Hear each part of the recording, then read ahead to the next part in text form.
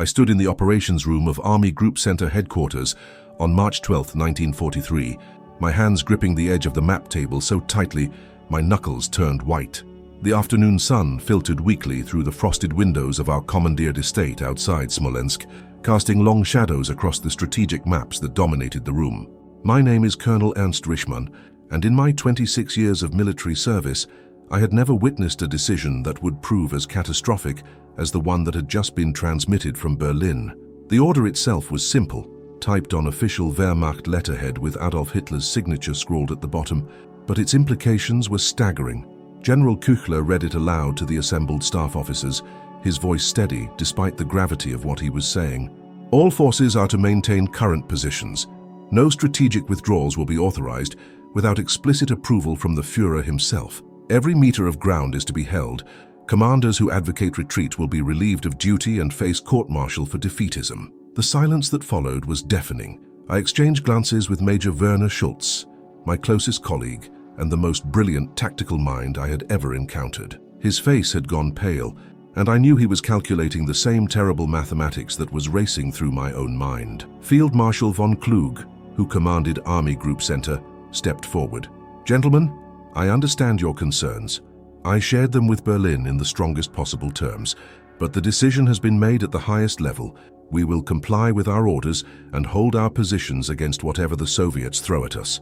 I had been on the Eastern Front since the first day of Operation Barbarossa in June 1941.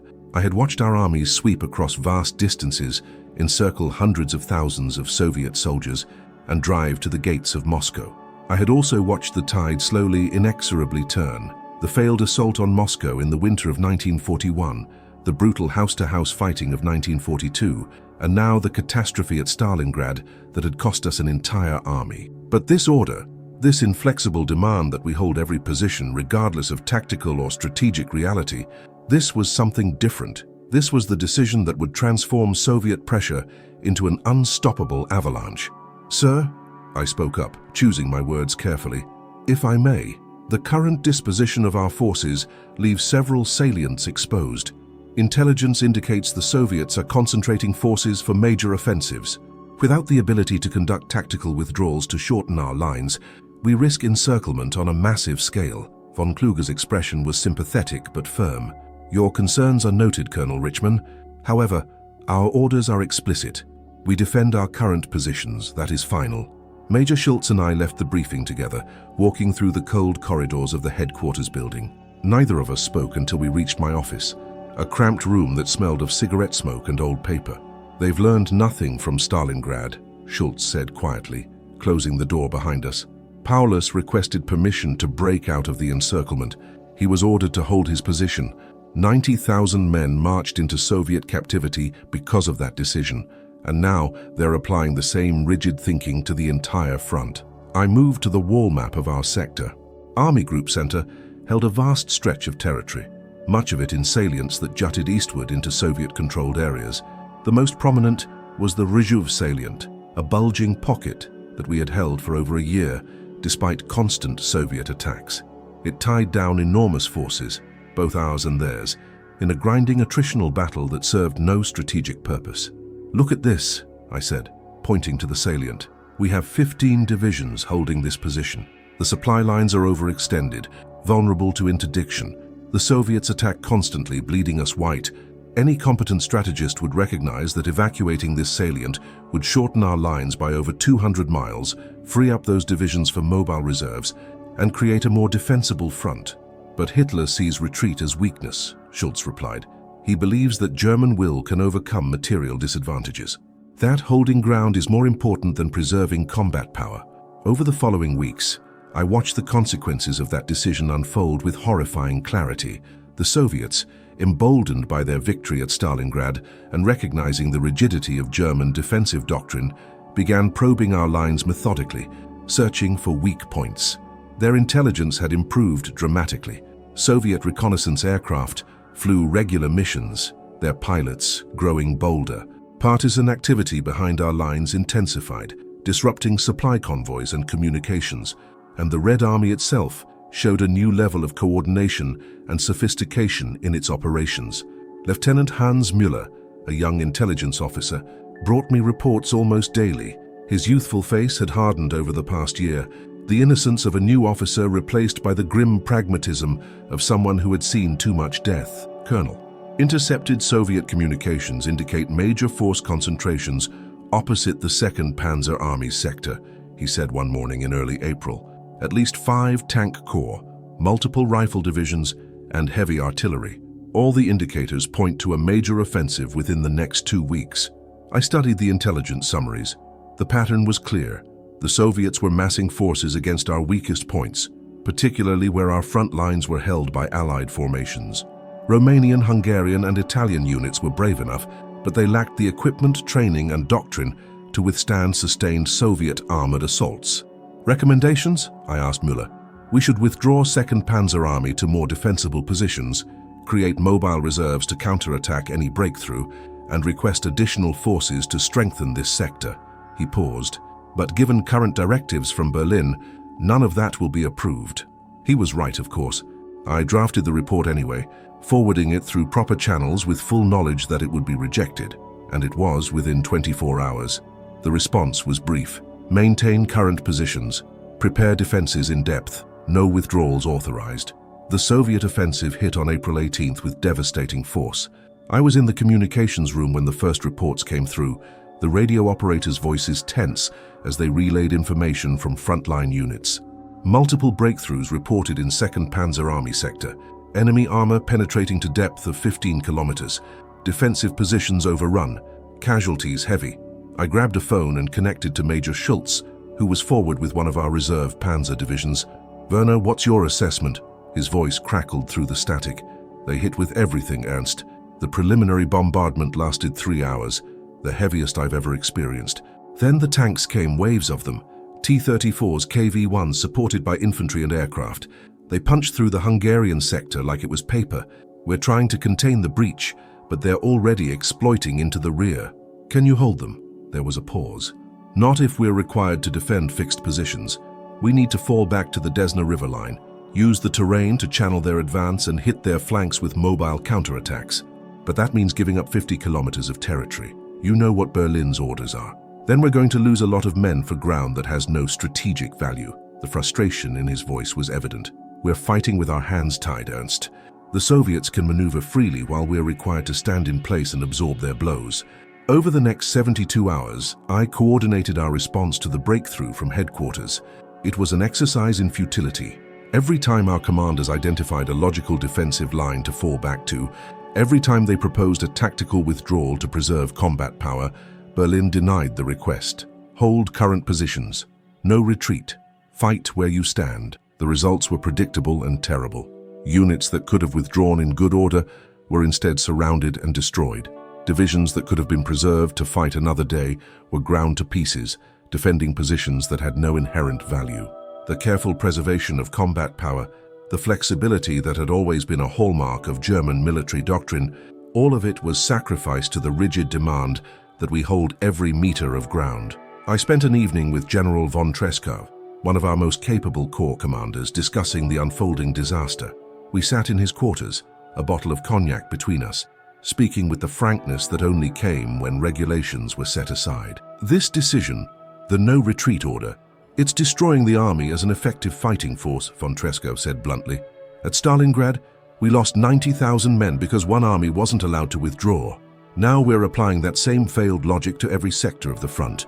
We're turning every defensive position into a potential Stalingrad. What can we do? I asked.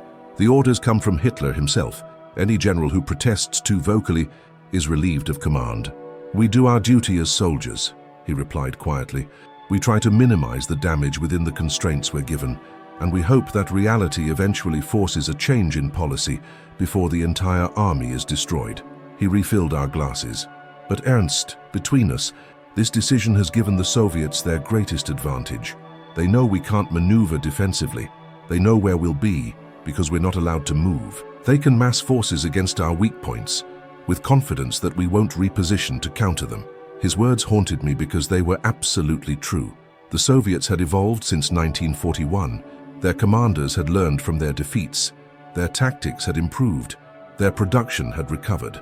But they were still fighting an enemy, us, who retained significant tactical capabilities. What tipped the balance decisively in their favor was our self-imposed paralysis. In May, the situation deteriorated further. The Soviets launched Operation Polar Star in the north, attacking toward Demyansk and Staraya Russa.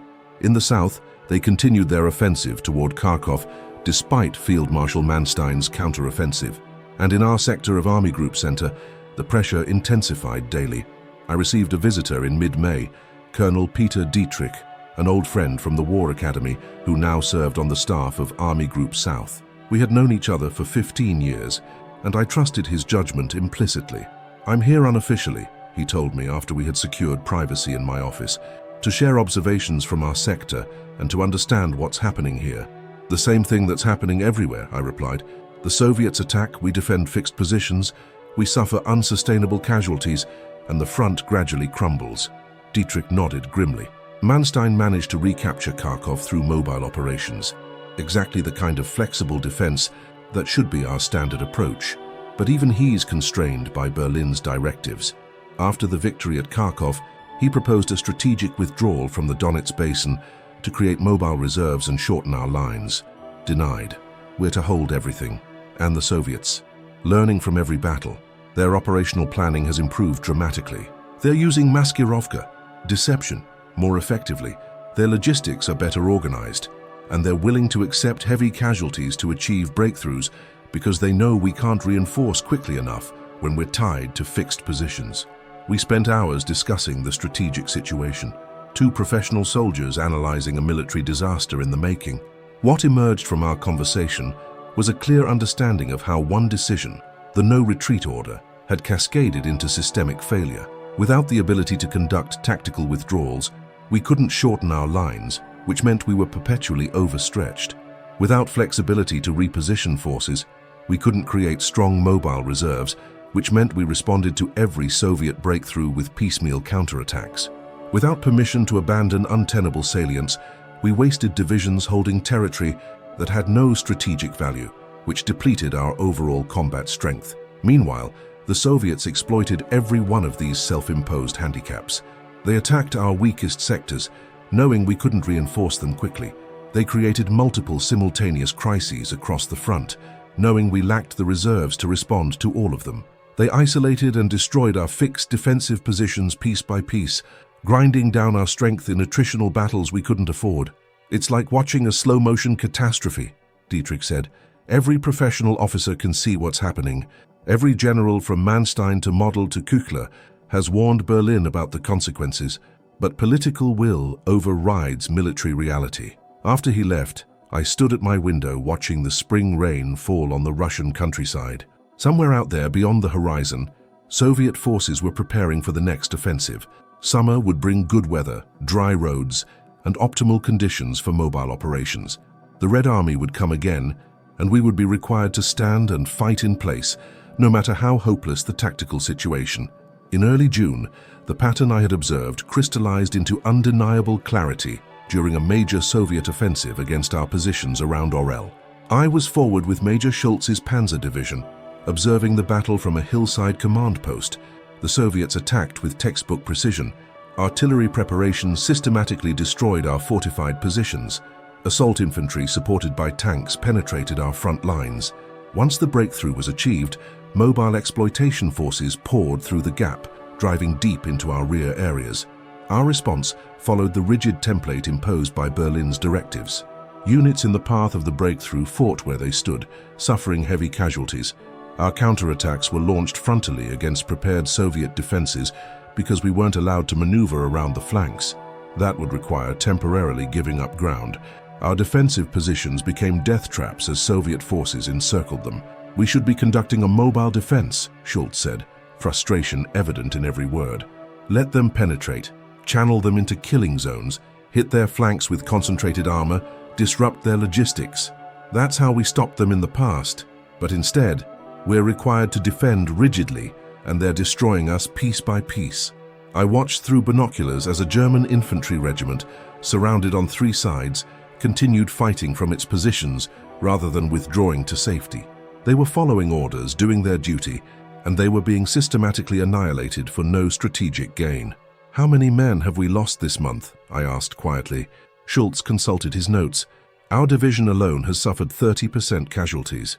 Across Army Group Center, the estimates are over 60,000 killed, wounded, or missing, and summer hasn't even begun yet." The summer of 1943 brought Operation Citadel, the offensive against the Kursk salient. I was not directly involved in that operation, but I followed its progress with professional interest and growing dismay.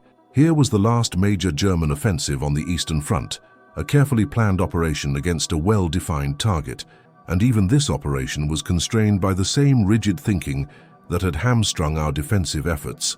The Soviets knew we were coming. They had months to prepare defenses in depth: minefields, anti-tank positions, artillery zones, prepared fallback positions, and they had the strategic flexibility that we lacked. When our offensive stalled against their prepared defenses, they launched massive counteroffensives against other sectors of our front, knowing we couldn't withdraw forces from Kursk to meet these new threats. The operation was called off after just over a week, having achieved none of its objectives at tremendous cost. But the Soviet counteroffensives continued, exploiting the fact that we had concentrated forces for Kursk and weakened other sectors. Once again, our inability to conduct flexible operations, to withdraw from Kursk quickly and redeploy to threatened areas, turned a tactical setback into a strategic disaster. I was promoted to Chief of Staff for a corps in July, which gave me access to higher-level strategic planning and assessments. What I saw in classified reports confirmed everything I had observed at lower levels. The Wehrmacht was still capable of tactical excellence, still had competent officers and well-trained soldiers, still possessed significant combat power. But the no-retreat directive had created a strategic straitjacket that nullified these advantages. Lieutenant Colonel Franz Weber, an operations officer I worked closely with, summed it up during a late-night planning session. "The Soviets don't need to be better than us tactically. They just need to be competent and patient.